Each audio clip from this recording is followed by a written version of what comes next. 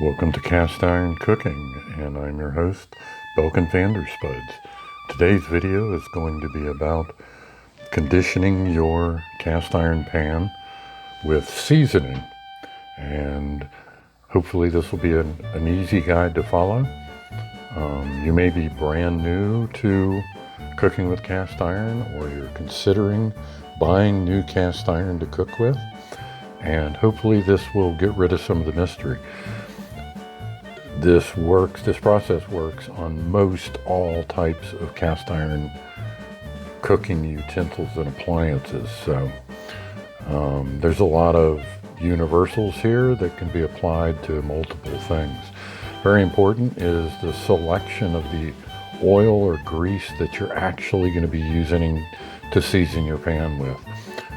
In this case, I'm going to be using avocado oil for multiple reasons, but you can use butter, you can use ghee, which is butter with the protein removed.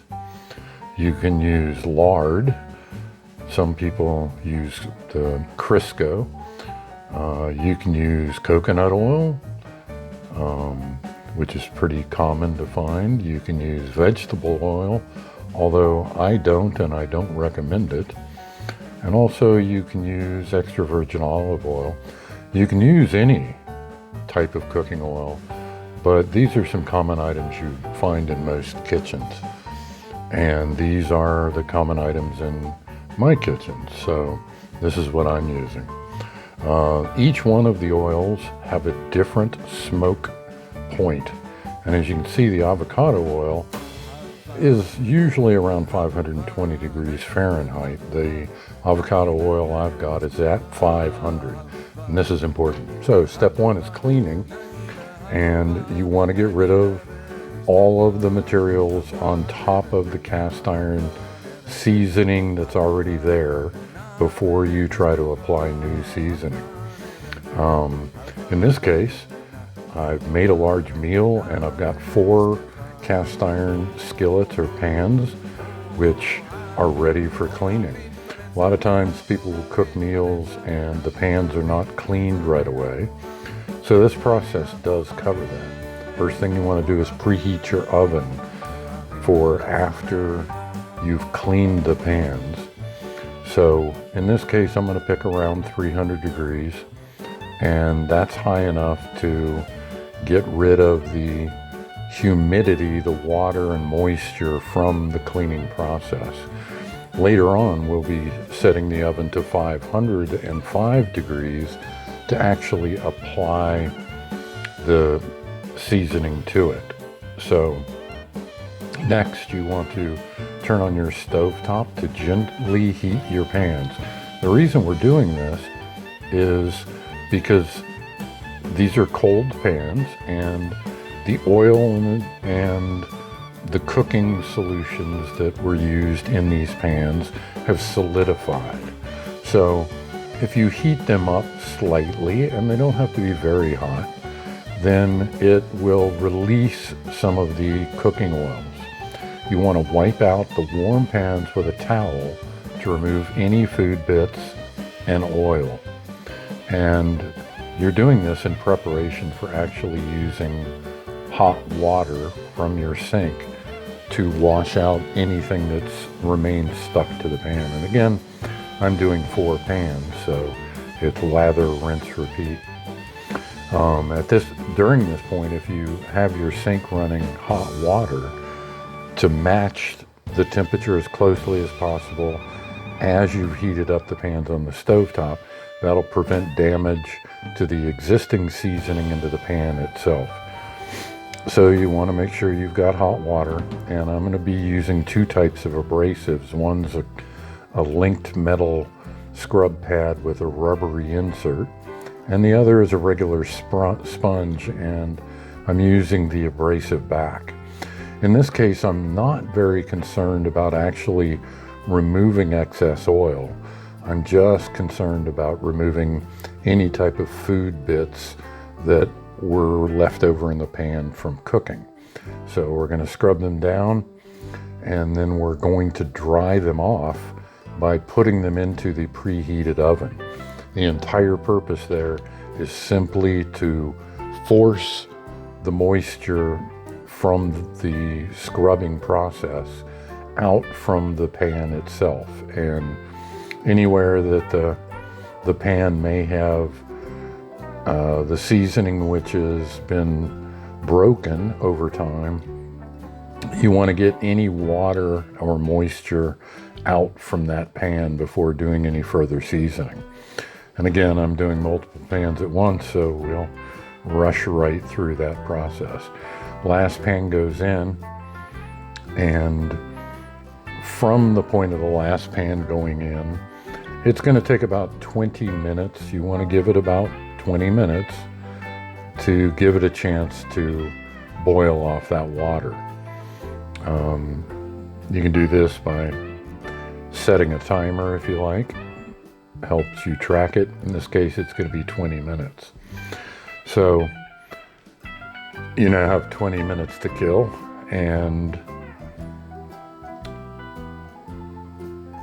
hey, it's a great time for coffee. So yeah, grab yourself a cup of coffee, go read your favorite blog or watch a YouTube video, and after 20 minutes, you're gonna just basically take the pans out of the oven. At this point, any moisture that was on them from the cleaning process has been removed.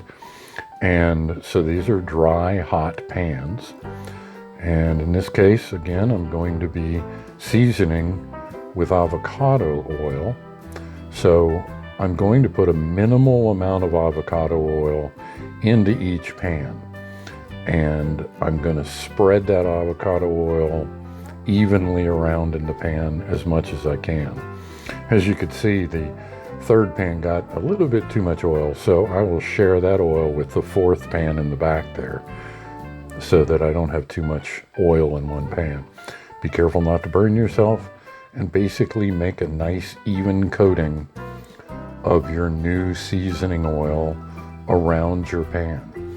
You can include every part of the pan, including the bottom and the handle if you like. And repeat for the number of pans that you have. Step 2 is seasoning the pans themselves. And seasoning is an easy way of saying converting the seasoning oil into a polymer with heat. The process of heating the oil above the smoke point of the oil converts it into a polymer that actually coats the pan itself and will create a hardened, shiny surface to cook on. You can see the two pans on the right there are pretty well seasoned, and that gives you an idea where you're headed. So we're now heating up the oven, and as you can see, our oil smoke point, the high smoke point, is 500 degrees Fahrenheit. So I'm going to set the oven temperature 5 to 10 degrees above that. In this case, 505 degrees Fahrenheit. And we're going to let the oven heat up to that point, and we're going to look for the smoke. This is one thing that might disturb some people. It will smoke. So turn on your oven fan to collect and get rid of the excess smoke, because as you can see, it will. So what does a well-seasoned pan look like? Well, it's even, it's consistent, it's got a dark, shiny coating. It doesn't collect moisture and hold it very well, and it protects the pan. And it's not perfect. You can see water spots or oil spots, uneven areas, but the important factor is to have multiple layers of seasoning, because each layer of seasoning has cracks in it. And during the cleaning process, let's say, oh, wait a minute, and now we have smoke. The oils reach the smoke point. And if you look at the temperature on the oven, it's actually below 500 degrees, but it will smoke up to 500 degrees and above. So this is a good sign. It means the seasoning we are intending to convert is converting. So everything's good. And You can see the temperature just continue rising until it gets to 505 degrees. Now, what is next most important is that you allow it to continue smoking until, preferably, there is no more visual smoke. Because essentially what this has done is converted all the available cooking oil to polymerized surface, which is your seasoning. And the best indicator is there's no more smoke because there's no more oil. So this will take a considerable amount of time. Typically, I find it's about an hour. And even for a single pan, multiple pans don't really increase the time.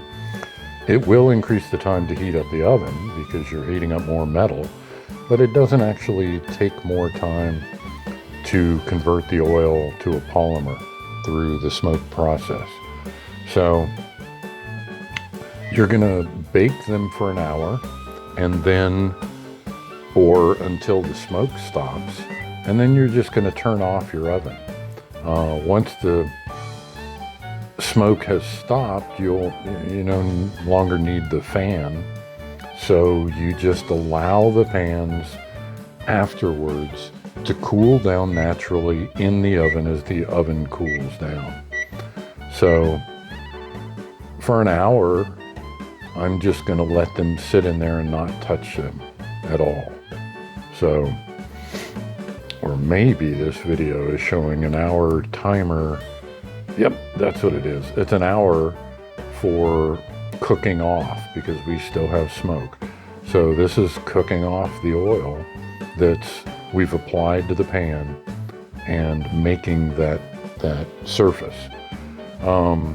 If you haven't bought a cast iron pan and used a cast iron pan in the past, I'm trying to demonstrate here that this process is really what's considered the most difficult to do, and it's different from most of your standard other cooking pans, aluminum with Teflon and all the other varieties of cooking pans.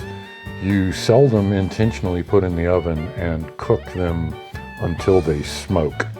But this is how you season cast iron. So if you've never had cast iron before and you've heard about seasoning and you're concerned, well, hopefully this video will show you really have nothing to be concerned about. Yep, there will be smoke, but as long as you're prepared for it, it's perfectly fine. If you've been using cast iron for a while and you have some problems with your cast iron surface, hopefully this video will demonstrate that it's very easy to add an additional layer of seasoning to your pan. So, I would encourage you, if you feel like you want a darker pan or you think you need a thicker cooking surface, to go ahead and apply a new layer of seasoning to your pan. As long as the pans aren't rusting, then you're not repairing them. You're just simply maintaining the surface that's already on the pan, the seasoning that's already there. So I encourage you to do that. And after the pans are cooled, you can see there's a little splotchiness on a couple of them, but overall, you have another layer of seasoning in your pan, and that pan is perfectly ready to cook. Add cooking oils and, cook more bacon. I appreciate you coming by. Again, this is Cast Iron Cooking, and I'm your host, Belkin Vanderspuds. If you liked it, subscribe and thumbs up.